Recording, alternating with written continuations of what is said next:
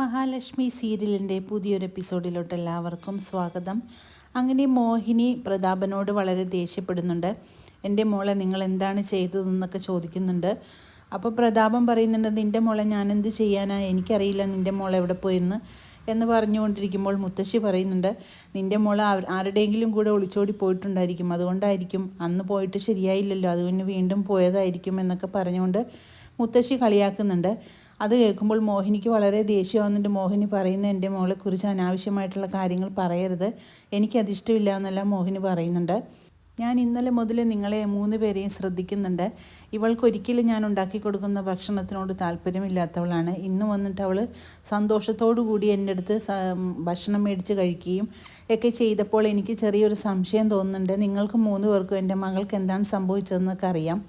അതുകൊണ്ട് എൻ്റെ മോൾ എന്തെങ്കിലും സംഭവിച്ചിട്ടുണ്ടെങ്കിൽ ദൈവം നിങ്ങളെ വെറുതെ വിടില്ല എന്നൊക്കെ പറഞ്ഞുകൊണ്ട് മോഹിനി അകത്തോട്ട് പോകുന്നു.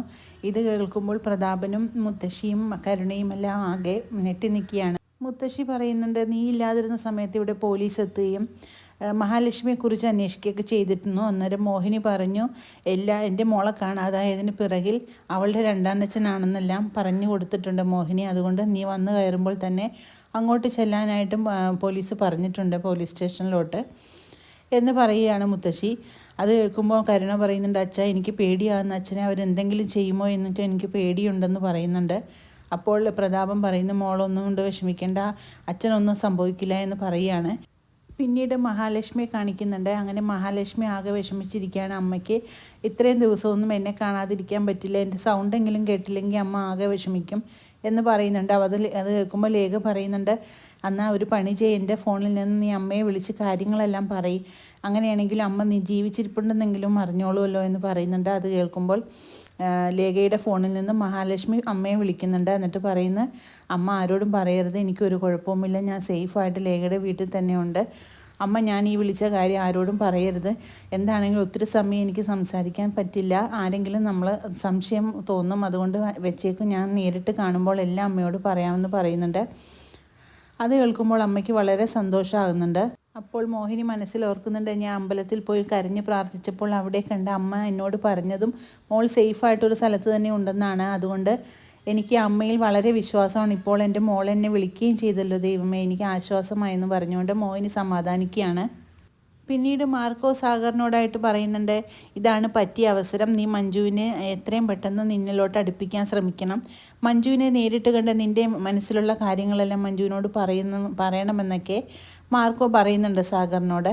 മാർക്കോയുടെ വാക്കുകൾ കേൾക്കുമ്പോൾ സാഗറിന് വല്ലാത്ത സന്തോഷമാകുന്നുണ്ട്. അങ്ങനെ സാഗർ മഞ്ജുവിനെ കാണാനായിട്ട് തീരുമാനിക്കുന്നുണ്ട്. മഞ്ജുവിനെ വിളിക്കുകയും ഇന്ന സ്ഥലത്ത് എന്നെ കാണണമെന്നൊക്കെ പറയുന്നുണ്ട്. അത് കേട്ട് മഞ്ജു അവിടെ എത്തുന്നുണ്ട്. അപ്പോൾ മഞ്ജുവിനെ കാണുമ്പോൾ സാഗറിന് വളരെ സന്തോഷമാകുന്നു. അങ്ങനെ സാഗർ മനസ്സിലോർക്കുന്നുണ്ട്, ഇത്രയും നല്ലൊരു പെൺകുട്ടിയെ ഈ കാട്ടാളൻ ഇത്രയും ദ്രോഹിക്കുന്നുണ്ടല്ലോ, ഇവൻ എങ്ങനെ ഇങ്ങനെ ചെയ്യാൻ തോന്നുന്നു എന്നുള്ള കാര്യങ്ങളൊക്കെ എനിക്ക് മഞ്ജുവിനോട് പറയണമെന്ന് മനസ്സിലോർക്കുന്നുണ്ട് സാഗർ.